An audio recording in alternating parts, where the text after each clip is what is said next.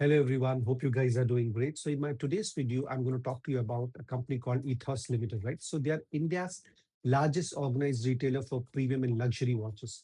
So they are present in almost 19 states and 27 cities in India, right? And the average selling price for these watches is more than a lakh or 2 lakh rupees that they sell, right? So how does the business model work? So what they have is they have an exclusive partnership with Swiss watches, and then they import these watches to India and then they sell through their retail store. So currently they have a partnership with around 80 plus brands, and out of these 80 brands, around 49 brands are exclusive partnerships. So what does that mean?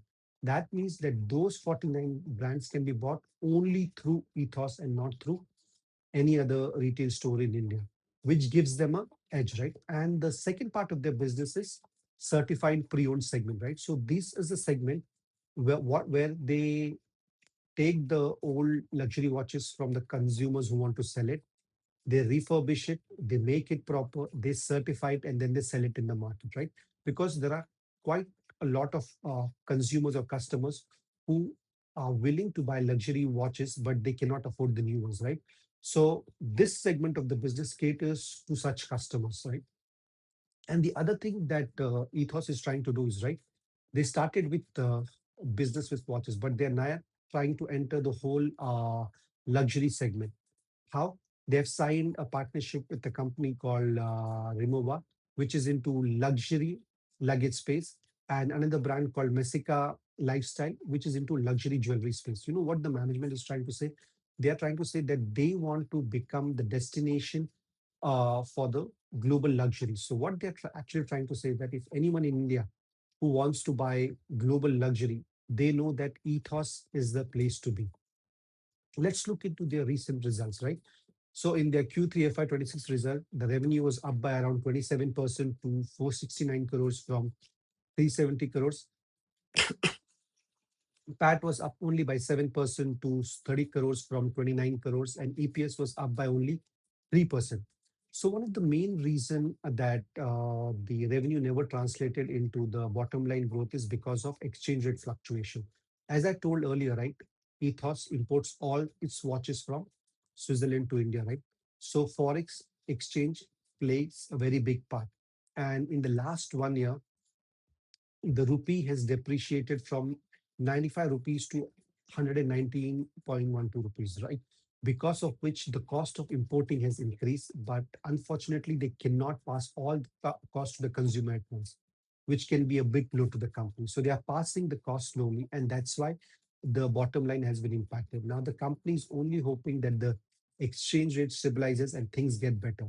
In terms of new stores, they have opened four stores in watch stores in Q3 and one Rimowa store. In Q4, they have already opened one new watch store in Chandigarh. So if we look at the whole of FY26, they have added four new brands. Out of these four brands, three are related to watches and one is related to luxury travel accessories and leather goods, which is an Italian brand, right? So let's look what is the management trying to say about the growth and what are they planning, right? So if we look at their initial IPO when it came and the statement that they gave, they said that they want to grow their revenue by 10 times in 10 years, which is quite a bold statement. And as of now, if we see in the past 3 years, the revenue has grown almost by three times of what it was in 2022. And currently, they have a 40% market share in the segment that they operate in, right? So they have quite a few opportunities because the rising affluence in India, right? A lot of people are earning more and they're aspiring to get luxury products, and especially luxury watches, which they aspire and they want to be, right? And at the same time, they're expanding their stores. Currently, they have around 75 to 80 stores, and they're planning to expand it to around 140 to 145 store in the next 4 to 5 years. And the other important thing which will play into this growth is the certified pre-owned segment, right? As I told earlier, there are a lot of people in India who wants to own luxury watches at a lesser cost, but they want to know that it is genuine or not. So this is also an area where they will grow. But what could be the challenges, right? So the challenges, the first and the biggest challenge is the forex fluctuation, right? We already saw it in FY25 how badly it has impacted the bottom line of the company.